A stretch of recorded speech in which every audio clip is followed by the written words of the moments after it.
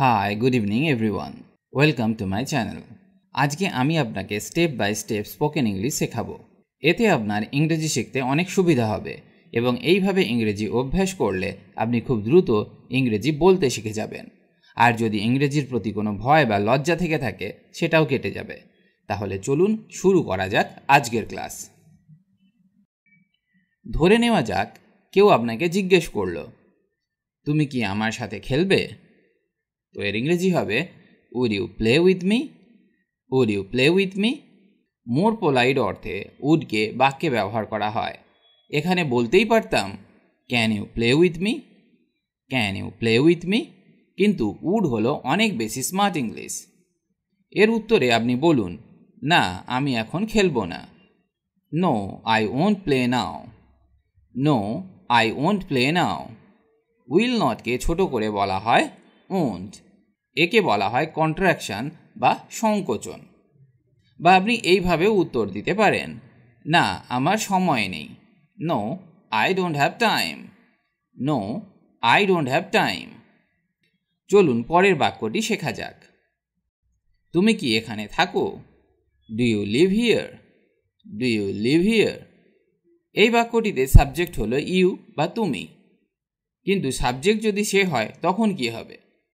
সে কি এখানে থাকে? Does he live here? Does he live here? এখানে ডাজ হলো কেন? কারণ এই বাক্যে সাবজেক্ট হলো হি, আর হি হলো থার্ড পারসন সিঙ্গুলার নাম্বার। ইংরেজি নিয়ম অনুযায়ী সিম্পল প্রেজেন্ট টেন্সে বাক্যে সাবজেক্ট যদি থার্ড পারসন সিঙ্গুলার নাম্বার থাকে, যেমন হি, সি, ইট বা কোনো নাম ইত্যাদি থাকে, তাহলে ভার্বের শেষে এস বা ইএসকে যোগ করতে হবে। তাই এখানে বাক্যটি ডাজ দিয়ে শুরু হয়েছে। সে কি এখানে থাকে? Does he live here? Does he live here? ইংরেজি বলার সময় এইরকম ছোট ছোট জিনিসগুলি আপনাকে খেয়াল রেখে ইংরেজি বলতে হবে, তবেই আপনি সঠিক ইংরেজি বলতে পারবেন। এর উত্তরে আপনি বলতে পারেন, হ্যাঁ সে এখানে থাকে। Yes he lives here. Yes he lives here. আবার বলতে পারেন, না সে এখন এখানে থাকে না। No he doesn't live here now. No he doesn't live here now. আবার কেউ যদি জিজ্ঞেস করে, তুমি কখন ফিরবে? When will you be back? When will you be back? এটি একটি ইন্টারোগেটিভ সেন্টেন্স এবং যা ডব্লিউএইচ ওয়ার্ড হোয়েন দিয়ে শুরু হয়েছে।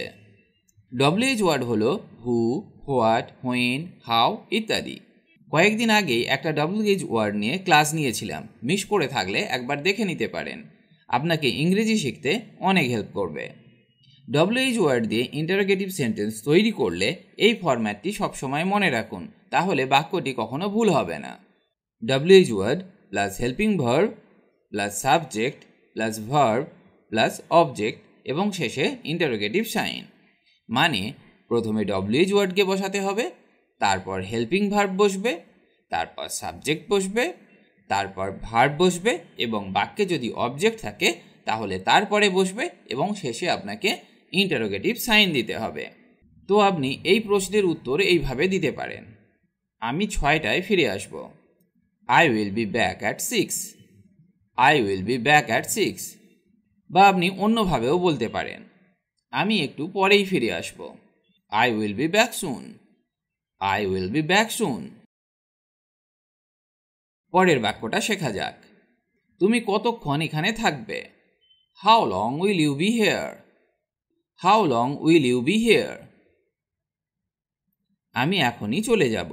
I must be leaving now. I must be leaving now. কিন্তু যদি প্রশ্নটা এমন হয় যে সে কখন ফিরবে, when will he return? When will he return?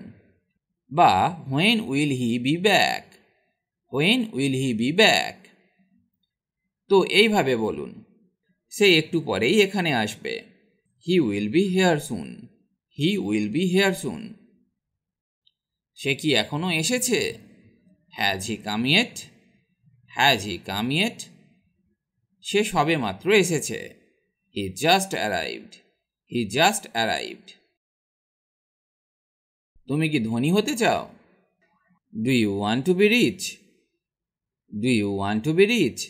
হ্যাঁ অবশ্যই হতে চাই, ইয়েস অফকোর্স। বা বলতে পারেন yes of course I want to be, yes of course I want to be. পরের বাক্যটা শেখা যাক। সে কি বলল? What did he say? What did he সে?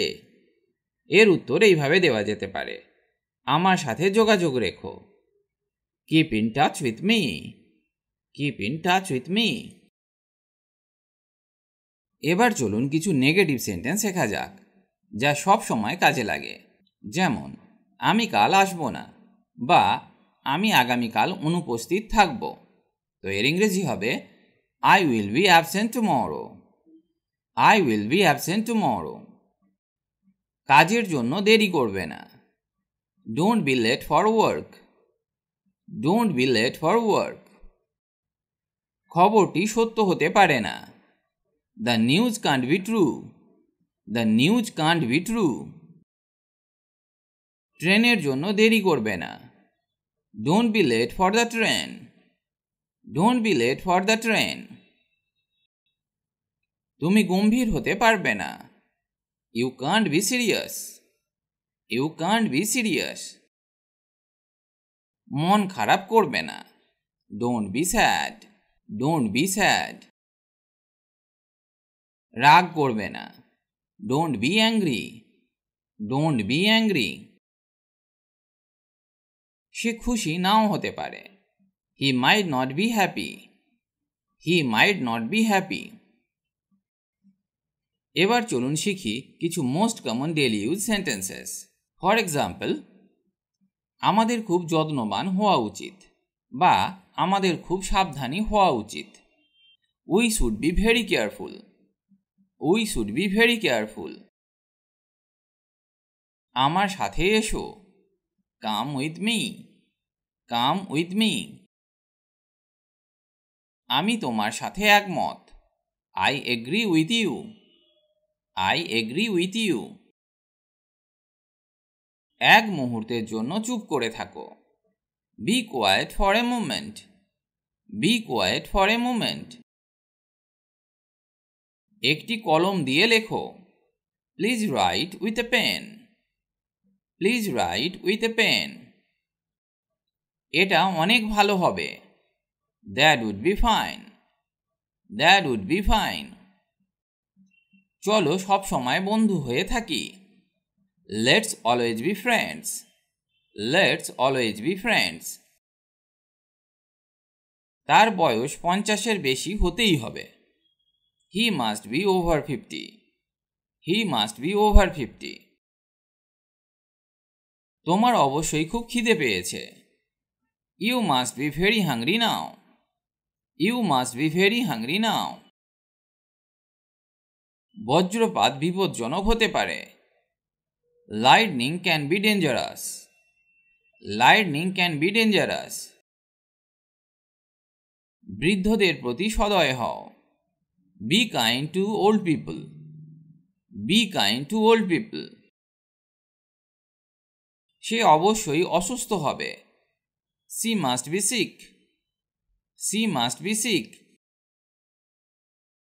আজকে আমি বাক্যগুলিতে অনেক মডাল ভার্ব ইউজ করেছি, যেমন should, would, can, must, mite.